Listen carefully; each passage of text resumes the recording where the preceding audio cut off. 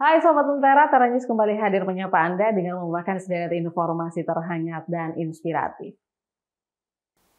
Kita awali Tera News dari Sidoarjo, Jawa Timur. Kebakaran hebat melanda Pasar Krian di Kabupaten Sidoarjo Selasa pagi.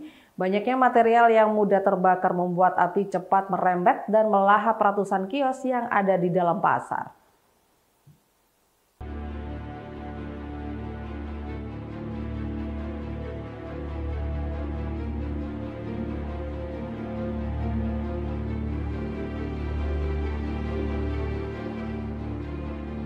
Beginilah situasi kebakaran hebat yang melanda Pasar Krian, Kecamatan Krian, Kabupaten Sidoarjo, Jawa Timur pada Selasa pagi.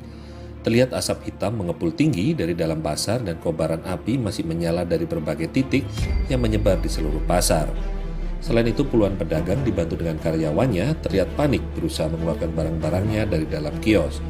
Banyak pedagang yang menangis karena kios dan dagangannya ludes terlalap api. Salah satu pemilik kios mengaku bahwa titik awal api terlihat dari lorong bagian dalam pasar yang tiba-tiba membesar dan merembet hingga seluruh bagian pasar lainnya. Banyak material di lokasi kejadian yang mudah terbakar membuat api cepat membesar hingga meludeskan sekitar 400 kios yang ada di bagian dalam, belakang, dan depan pasar.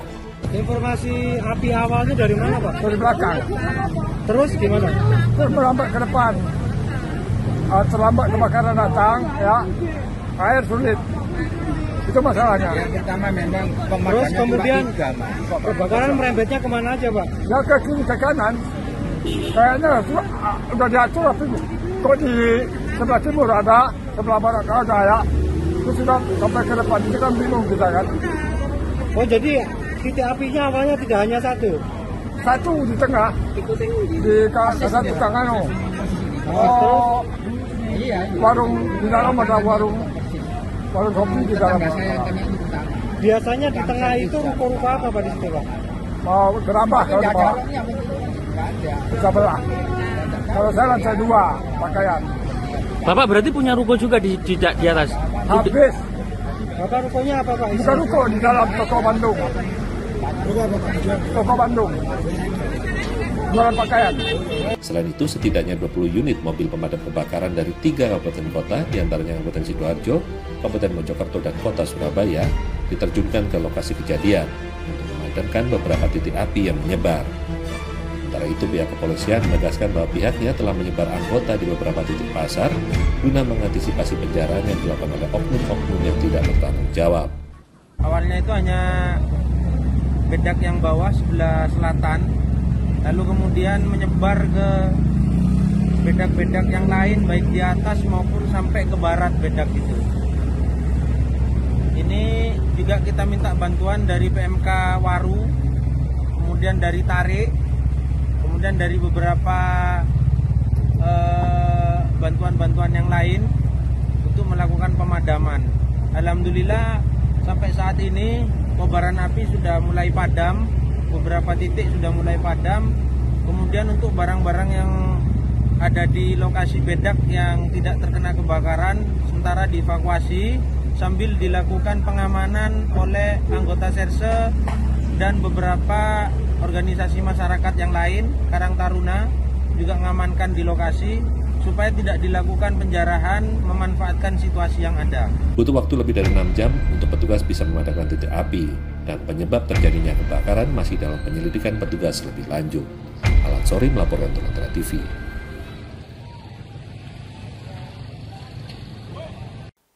Sementara itu di Kabupaten Madiun, 2 unit rumah milik warga juga hangus terbakar. Kebakaran ini terjadi bertepatan saat pemilik tengah mengikuti acara perayaan Agustusan. Kebakaran hebat melalap sebuah rumah di Desa Lembah, Kecamatan Tolopo, Kabupaten Madiun. Api terus membara menghanguskan seisi rumah milik Saryono. Besarnya kobaran api membuat warga sekitar panik dan berupaya memadamkan api dengan alat seadanya. Saat peristiwa terjadi, pemilik rumah tidak berada di tempat karena menghadiri hiburan yang tidak jauh dari lokasi kejadian. Tak kurang dari 12 jam, peristiwa serupa juga terjadi di Desa Bagi, Kecamatan Madiun. Sekitar pukul 8 pagi, rumah milik Purwanto hangus di dalam si jagung merah. Petugas damkar menerjunkan 2 unit pemadam guna mengatasi kobaran api. Namun besarnya kobaran api dan cuaca panas, api dengan mudah merambat ke seluruh bagian. Saat kejadian, pemilik rumah tengah mengikuti kegiatan jalan santai perayaan kemerdekaan RI di lingkungannya. Tadi yang servis itu loh, servis TV. Semula bertempat di situ, main-main, yang ngomong ngobrol lah. Nah lantas yang punya rumah sini, ibu-ibu bilang kalau ada kebakaran di tempat ngapur. Nah lantas saya sama 3 itu terjadi lari ke sini. Nah, lari ke sini saya buka itu apanya itulah lawangnya, pintunya. Ya, pintunya saya buka. Ternyata api itu dari bawah, dari tempat tidur, kasur. Nah, entah itu dari batang rokok atau dia nggak ngerti. Nah, sebelumnya terjadi gini semacam ini tadi ya, katanya itu apa aku buang rokok, apa saya buang puntung rokok yang sembarangan itu tadi, katanya gitu. Ada acara jalan santai di Desa Bagi, lalu pemilik rumah atas nama Pak Purwanto ini mengikuti jalan santai, jadi posisi rumah kosong. Tadi sekitar jam 9:05 ada laporan masuk ada kejadian kebakaran di Desa Bagi. Unit meluncur sekitar jam 9:09 sampai lokasi 9:20. Kemudian untuk penanganannya kita membutuhkan waktu sekitar 45 menit dikarenakan ya kondisi sudah habis semua. Ini yang terbakar rumah beserta isinya. Kebetulan isinya tadi ada peralatan elektronik, peralatan rumah tangga, kemudian surat-surat berharga. Ketika tim damkar datang, api sudah besar sekali dan sudah menghanguskan isi rumah. Dan titik api kemungkinan kalau melihat dari arahnya dari sebelah kanan. Itu ruangan apa? Dekat dapur. Tapi untuk penyebabnya masih dalam penyelidikan. Terkait penyebab insiden kebakaran yang terjadi di 2 rumah tersebut masih dalam penyelidikan pihak kepolisian. Dihimbau kepada masyarakat untuk selalu waspada saat meninggalkan rumah, terlebih agar selalu mengecek peralatan elektronik dan kompor sebelum meninggalkan rumah. Berita Kompas itu melaporkan untuk Negara TV.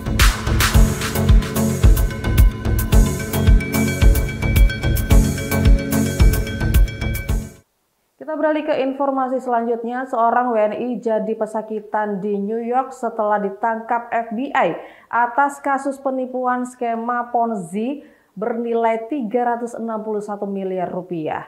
Mayoritas korban adalah sesama warga Indonesia di 12 negara bagian, termasuk di New York.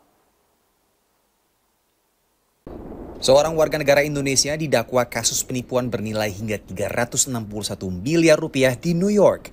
Francius Marganda, 41 tahun, tengah ditahan di penjara federal di Brooklyn, New York, sembari menunggu persidangan berikutnya. Yuliana Hasan dan Lini, warga Indonesia di kawasan Queens, jadi korban program investasi bodong Marganda yang diberi nama Global Transfer.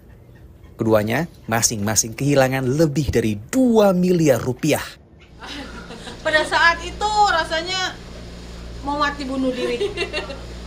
Ya karena itu duit kita kerja. Benar-benar itu duit kita kerja. Kita kumpulin duit sedikit demi sedikit, keringat dan darah kita. Hasil jerih payah selama saya di Amerika 24 tahun. Yuliana dan Lini mulai berinvestasi pada Mei 2019. Sempat menuai untung, keduanya terus berinvestasi hingga akhirnya mandek pada Mei 2021 Karena lalu. kita masukin dalam jumlah yang kecil ya, kayak kita main cuma 2.500. Terus kita naikin lagi jadi 5.000 naik lagi gitu. Dapat balik dia waktu itu kita dapat balik jangka waktu cuma Mungkin sebulan sekitar setengah ya Mi. mungkin bisa kayak 100% lah ya. Kamu tanam 2.500, baliknya juga kurang lebih segitu. Iya, dapat 4.500. Baliknya kamu modal sama interest baliknya hampir 4.000 lebih. Iya. Makanya dari uang itu kita masukin lagi, lipat gandakan lagi gitu karena salahnya kita juga sih, karena seragam.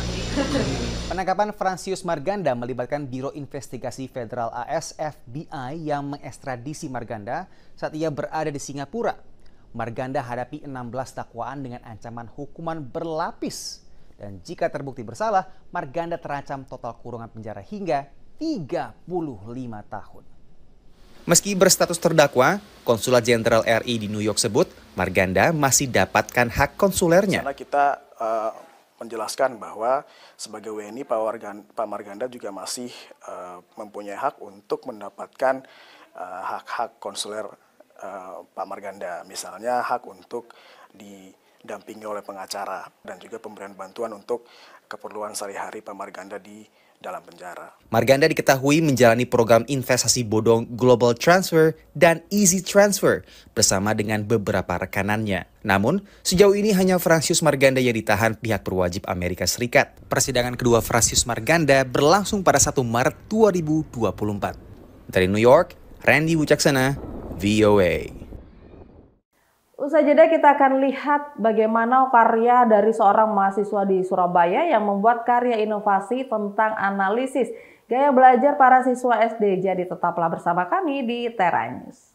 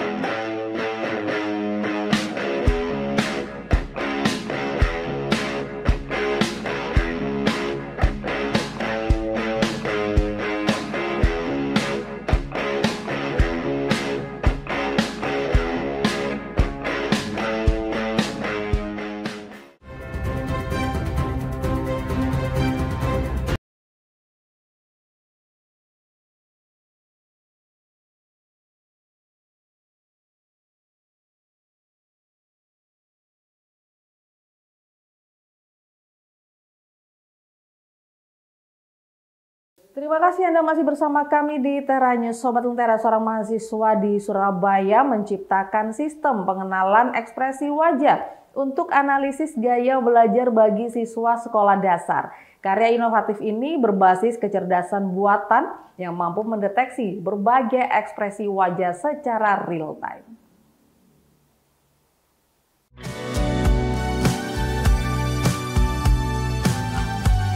Mahasiswa akhir program studi Teknik Informatika Universitas 17 Agustus 1945 Untak Surabaya, Edo Abrianto Putra menciptakan karya inovatif yang dipandang sebagai terobosan modern yang dapat memberikan solusi konkret dalam sektor pendidikan di Indonesia. Sistem pendeteksi ekspresi wajah untuk analisis gaya belajar karya Edo ini menggunakan algoritma deep learning untuk mengidentifikasi ekspresi wajah siswa sekolah dasar saat mereka mengerjakan soal, sehingga dapat diketahui gaya belajar, visual, auditori, atau kinestetik mereka. Cara kerja sistem yang dapat mendeteksi berbagai ekspresi wajah secara real time ini mampu mengenali berbagai ekspresi wajah siswa seperti bahagia, sedih, bosan, atau terganggu saat mereka belajar atau mengerjakan soal. Teknologi berbasis kecerdasan buatan atau AI ini diharapkan dapat membantu para guru dalam mendeteksi gaya belajar siswa, sehingga proses pembelajaran dapat dimaksimalkan dan hasil yang dicapai menjadi lebih optimal.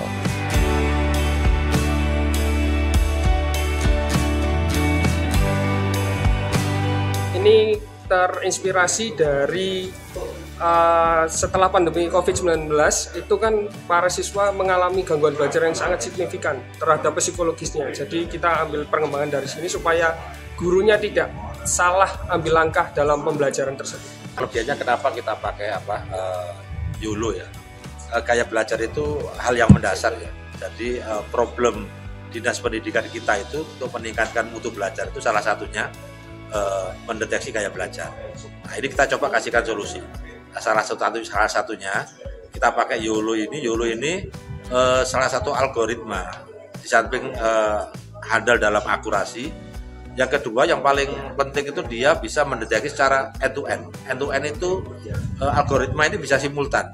Gambar diambil semua secara keseluruhan, dia mendeteksi secara cepat dan memberikan satu kesimpulan.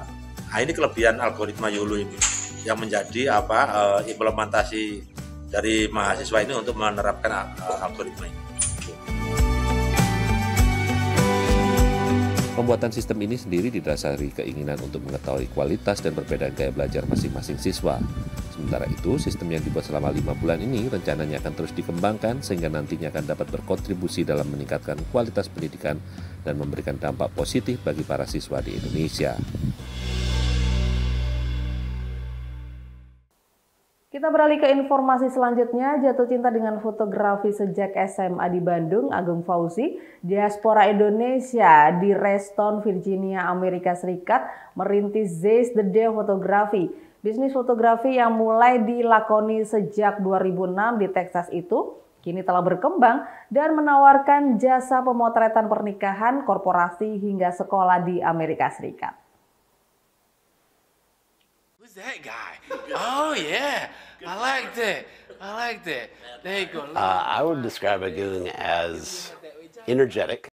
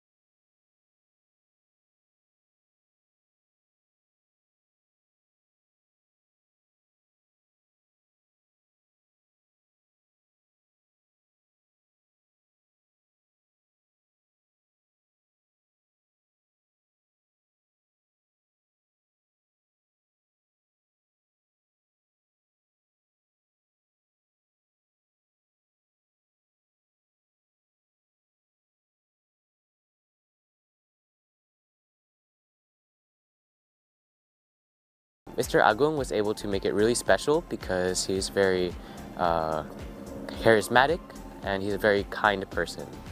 He was able to make us happy when we were taking pictures, and he just came with energy.